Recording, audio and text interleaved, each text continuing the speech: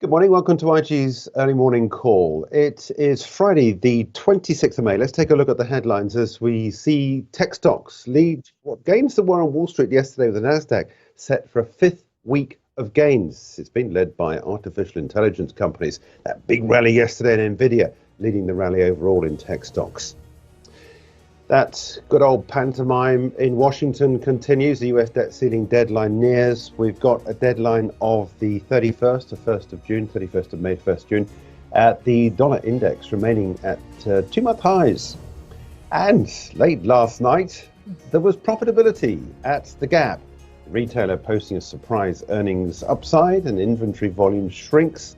And the stock was up 16% post-market. Let's take a look at volatility, as we do at this time of day, and you can see we're down for a second day in a row, but that is not really telling the full story because the markets, yes, they're up, but at the moment at least we are a little bit towards the point at which we closed out yesterday's cash session. But in fact, this little bit of a turnaround that we've got in the markets at the moment, I think if you look at the 30-minute trades, you can see this little bit of an uplift that we've seen. In fact, let's pull that back into 4:30 yesterday afternoon when we saw these markets close out. And in fact, you can see now we do actually have gains at the start. So we're looking potentially for a slightly stronger start to the trading day when things get underway in a short while, not just in the London markets, but across Europe as well. It's, if anything, a little bit less further on up on the German DAX, but nonetheless, again, same sort of thing. Looking at the numbers at 15,842, we are slightly higher than we were at the cash close last night. French markets, actually, we've now got a candle body, which is bigger than the body that we saw yesterday, and we're just resting at this blue line here, which is the 100-period moving average. So looking now for gains at the start of today's European session. Overnight in Asia, no trade in Hong Kong today. There was a holiday in the Chinese markets today, or Hong Kong particularly. But we do have trade elsewhere. Nikkei 225 up 2/3%. It's really been quite a good run recently for the Nikkei. S&P ASX 200 up, but only by a smaller margin. Singapore Straits Times, little or no move. Wall Street late yesterday, mid-session yesterday, interesting news headlines coming through from JP Morgan telling the markets that of the 7,000 staff that it's inherited with the purchase of First Republic, 1,000 jobs will go at the business. Didn't see JP Morgan move that much. But look at the markets that we saw yesterday, the older traditional stocks on the way down and technology stocks on the way up. 1.7% rise to Nasdaq. Let's take a look at the Nasdaq in some detail, because as of yesterday's high point, we're now up over 31% from the lows we had at the beginning of the year. And indeed, in the last few days, as we've been talking about, you've broken this line of resistance at 13,720. So we're something like around about 220 points above that. But significantly, yesterday, we saw a strike to new highs not seen since the 21st of April. So we have now more than 13-month highs for the Nasdaq. But as I said yesterday, and most recently, it's really been driven by these newer technologies. And I'm talking about artificial intelligence, getting some brilliant breaking news headlines coming through in the AI sector, that AI is now looking as though it could well give us some new drugs, and it's finding drugs and establishing new methods of medication at a far faster and less expensive rate. And artificial intelligence has really been behind a lot of the expectations that we're likely to see some sort of improvement in global growth because of this rise in AI. Look at Nvidia yesterday. This is a story that we told as of the close a couple of nights ago when the company reported those earnings, but absolutely storming numbers coming through from Nvidia. And look at the break we've seen. It's record highs. The previous record high had been back here in November 2021. And at that point, we'd already seen 660% upside in the stock. This is a whopping great big rise that we've seen from the lows at the beginning of the year. And that's an opportunity. And indeed, banking a lot of profits for those that have been long on Nvidia. But it didn't stop there either, because in amongst some of the other stocks that we saw in yesterday's session, AMD, Advanced Micro Devices, or sessions on the IG platform yesterday closing out absolutely at the top. There were no sellers at all in this stock at the close of yesterday's session. That was at highs not seen since March last year. And Microsoft, There's a lot of companies, of course, involved in this area of AI, but all those that are all saw gains yesterday. Microsoft closing at levels they're not seen, all sessions on the IG platform, not seen since January 2022. So you can see this push higher that we've got. Just referencing that drop in the Dow that we saw yesterday. Today we have a green candle at the moment, and we're holding this rising line of support that we had, which was established back on the lows we had back on the 13th of October. You can see we've had 3 or 4 touches on that now. So that's the trajectory. If you get a candle close below there, you're then on the way down to these lows. Technically, you're down to these lows down here at 31,430. But at the moment, at least, the markets are holding up. But the real story is now, as I said, this pantomime in Washington of, I think it's the BBC quoting a short while ago, of the 68 debt ceiling rises that we've seen. They've all come since the Second World War, and they've all been achieved through negotiation, and there never has once been any trouble with that. And there hasn't been a US default, as we know, AAA rated economy.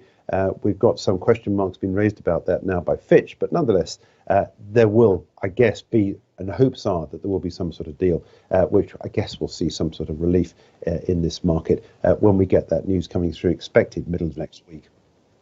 Let's take a look at some of the economic data. I want to take a look, first of all, at Australian retail sales. Two retail sales numbers out today. One was in the UK, which I'll follow up in just a minute. Australian retail sales, pretty sort of ho-hum number. In fact, it was unchanged in April from March, when there is 0.4%. Analysts looking for growth of 0.2%. So if anything, I guess it was a little bit of a disappointment.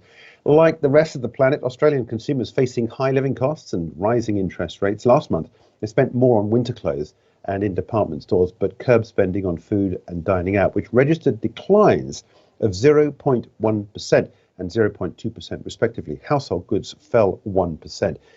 So far as the Australian dollar is concerned, look, I'm going to be honest with you, there's really not much here that's changing any of the landscape. I've got a little bit of a rise, the Aussie against the US dollar. It's all about the US dollar. It's not really about the Australian dollar at all. It's about the direction of travel ahead of that debt ceiling negotiation and the deadline in the middle of next week. Let's take a look at UK retail sales. Out just half an hour ago, so slightly better than expected. Retail sales, including and excluding fuel, which are the two ways of measuring this, both up by a stronger margin than had been expected.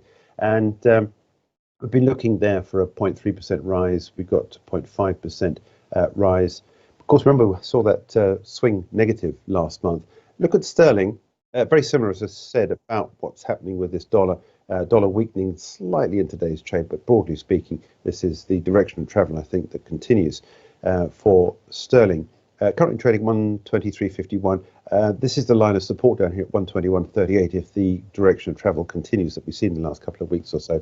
But as I said, it really is all about what's going to happen next week. Few macroeconomic indicators due out this afternoon in the US, starting with core PCE. Price index for April, economists anticipating a 0.3% increase month on month. There's durable goods orders as well, forecast to fall by 1%. Personal income, April estimate 0.4% rise month on month. April estimate as well for personal spending, same sort of gain we're expecting there, 0.4%. So I think if you look at that and you think to yourself, is there anything to trade? Possibly durable goods is quite a good one. Core PCE, though, I think is the main event of the day. Which gives us a little bit of a window, possibly into the thinking of the Federal Reserve when it next meets to decide on interest rates. Now let's take a look now at a risk event for the week starting Monday the 29th of May. It's a holiday in many markets, including on both sides of the Atlantic for the US and also the UK. But I thought I'd look at the disturbance around the US equity markets as we edge ever closer to that US debt ceiling deadline of the 31st of May, the back end of the trading day in May. As of the point of recording, it looks as though the two sides are getting somewhat closer. Let's take a look at the potential outcomes. There are 3 outcomes for this: total failure and disagreement, and there's a default in US debt. The polar opposite is an agreement and the debt ceiling is raised and therefore relief. And the third outcome is that there's money made available to cover an extension to talks and an agreement to postpone the deadline for a defined period of time. Let's take a look at how we could well see the S&P 500 trade in these three different environments. I think whatever happens, well, certainly if it's an agreement, there will likely be a rally, a relief rally of some sort. It depends on how high a relief rally would take the S&P 500. Second day in a row of gains as of the time of recording, just before the European markets get underway on Friday. The debt ceiling negotiation deadline is the 31st of May, which is the back end of trade on Wednesday. It's widely expected that we'll wake up to positive news, potentially, possibly even earlier than that, and we could well have seen already a rally in this market. Now, where we are at the moment at 41.49, the level to break is 42.14. Now, that would take us up then to levels not seen since the 19th of August last year, driven mainly by technology stocks, it has to be said, and technology would get a nice little boost out of this potentially. But I think that is the line to break. And if you're long, assuming there's going to be some sort of positive event come out of this and some sort of agreement, your stock goes below the 4,000 level with a view to taking this higher. Now, if there's any chance for default, which of course will only come about if there is no agreement and there is no solution, then of course there is a potential downside. Next line of support to watch out for down here at 3,800, which were the lows we had back on the 13th of March. Now, that's not the base case, but if you're short on this market, stock goes above recent price action from around about the 4,220 odd level if you're short on these markets. But at the moment, at least, that's not the base case. And I think the likelihood is with a solution, we could well see a relief rally. It's a question of whether or not we're going to break this 42.14. Now, one of the other areas of the market, of course, we're following up on has been this idea that we've got money going into the US dollar. Just wanted to follow up on the point I was making against the Australian dollar and also sterling. This is the dollar basket. This is the dollar against the basket of currencies. 65-70% of this is euro dollar, which I'll take a look at in just a minute. But you can see in today's session, we've got a little bit of a pullback from the highs that we saw yesterday, just very close to reaching that 104 level, but failing at the last minute. But nonetheless, pushing up the levels not seen since the 17th of March. This is a rally which is a safe haven rally, which is ironic, really, when you consider that if there is potential for a US default, it would trash the dollar.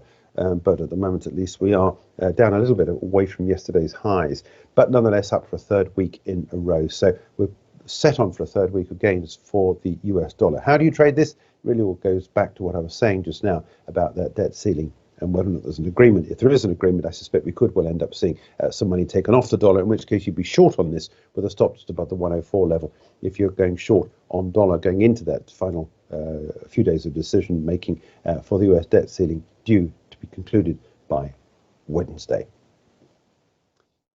Let's take a look now at some of the corporate news headlines. The Gap, the retailer in the States, posting a surprise profit in the first quarter of this year. Look, it was only 1 cent per share, but it beat the street's expectations of a 15-cent loss. Revenue is broadly in line with expectations at just over $3.25 billion. The quarterly merchandise margin increased by 610 basis points. Now, this was a nice, pleasant surprise to those that have been in the stock. I want to show you what's been happening. It's not all sessions on the IG platform, but watch out at the open at 2:30 p.m. today UK time. Gap shares jumping 16% in extended trade last night. Investors not only welcoming the strong set of earnings, Gap inventory volumes declined for a second consecutive quarter by a margin of 27% from this time last year. Let's put some calculations on this. That was a low point we reached yesterday, 722. If you're looking at a 16% uplift in its stock, that's where the stock will open at around about the $680 level, which would be the highest point we've seen at since the 10th of May. Gap maintaining its annual sales forecast and expects second quarter sales to fall in to the mid-high single-digit range in line with analyst forecasts. So that would be a 16% uplift, taking us up there to those levels at $860. Gap impressing the markets late last night. That being said, there was another retailer out with numbers yesterday, Costco, and that was a bit of a disappointment, it has to be said. It missed estimates. The retailer reporting a quarterly profit of $2.93 per share, missing analyst expectations of $3.29. Total revenue for the third quarter was $53.6 billion, and that was $1 billion less than anticipated. Again, not an all-session stock on the IG platform. Now, let's move on to other areas of the markets. And first of all, I'll take a look at a chart of what's going on with the crude oil markets, because in today's session, we've got a little bit of a green candle, but yesterday we fell on the session and below this rising line of support that I'd drawn on as of yesterday's early morning call, where we were just resting on this. So we're now trading at 72.08. What's really happening now is that many will be waiting to see just what the OPEC response is to these declines that we've seen in the price of oil. Some speculation this week and back end of last week that OPEC could well come in with another supply cut because it's not feeling happy with the price at $72 a barrel for WTI. I just want to show you Brent as well. Brent today also on the way up at 76.29, but the broad sweep is that we've got oil not too far away from recent lows. Let's wind the clock back to last Friday. Baker Hughes' total rig count at that point fell by 11 to 720, a drop entirely due to the number of oil rigs in operation, down to 575, the lowest since June 2022. And finally, on to what's good happening with precious metals market with the price of gold. We are up today, which I guess is partly a function of the slightly weaker US dollar today. Gold is up at 1950, but you can see this will be the third week in a row of losses for the price of gold. That is, unless we can escape the opening price at 1980. If we're above 1980 at the close as of the end of today, then there will be a rise to the week, but that's not looking as though that is likely. Base metals, we were talking about this just a couple of days ago, about the concerns about the drop in base metals. Yesterday, we saw a little bit of a rise away from the lows that we had established back on Wednesday. And again, today, we've got another little bit of a rise, substantially below the 9,000 level, which is the next line, a psychologically important line to watch out for on the upside when we get there. But this is all due, this drop we've seen recently is all due to the concerns about the fact that the Chinese economy is not recovering as fast as many had widely anticipated at the beginning of the year. That's it from me. We're back at 10:30 with Charting the Markets, and we will be monitoring what's happening and giving the latest technical analysis at 10:30 this morning. Hope you can join Axel for Charting at that time live on the IG platform.